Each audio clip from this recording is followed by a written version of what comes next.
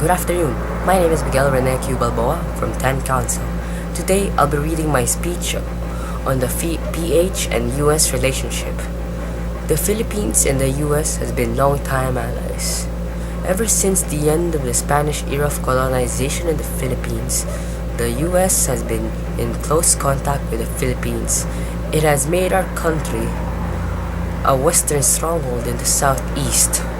The bond with the US has been at its peak when they fought with the Philippines when the world was covered in the dark shadow of death and destruction, which is the World War II, the very representation of hell on earth. But just recently, the Philippines' new president aims to finally cut ties with the United States and stated that he would rather have China and Russia as allies.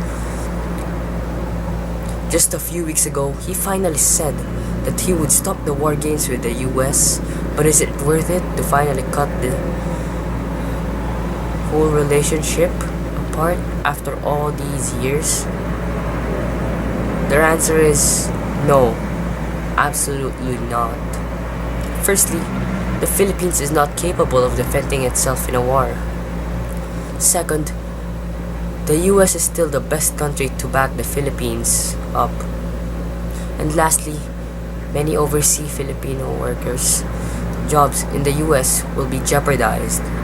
Although recently, there have been reports of American soldiers doing a number of crimes in the Philippines. One particular example being the killing of the transgender female Jennifer Laude by the American soldier Joseph Scott Pemberton during the United States annual visit for Balikatan exercises. Let's face it, even though our relationship with them has been quite on the rocks due to different issues, we can't deny the United States is still the best choice to back a very small country like the Philippines. According to BusinessInsider.com, they had great info from Credit Suisse that the US is still the strongest military power around the globe.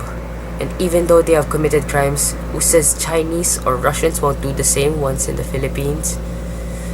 And once they clump up with them, even though China and Russia are both extremely powerful, we can't overlook the fact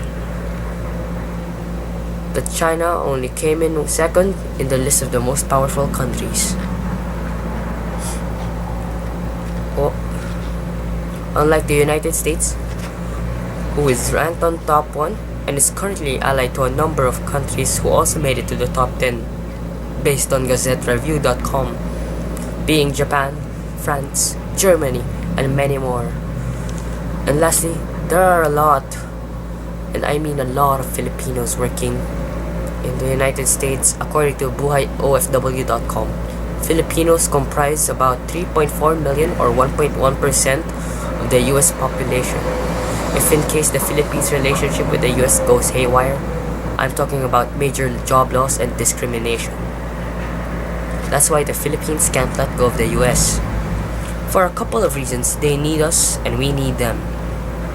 Why replace an ally that has been with us for decades? Why forsake a proven and tested alliance for a new one whom we are alien to? I mean, who fought it with us in almost all our battles during the course of Philippines history? Not China, and definitely not Russia. It's the Americans, it always has been. I'm saying this is not because I am America's lapdog. It's because I'm not. It's just this is what I see what's right. So let me leave you a question to you then.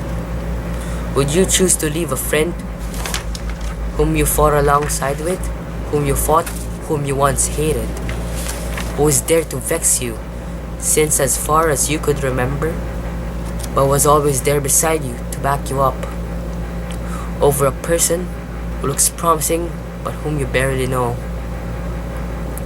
Thank you all for listening. May what I have told you help you, especially the Filipinos in the Philippines. I hope it helps you see what's right in your eyes. Thank you.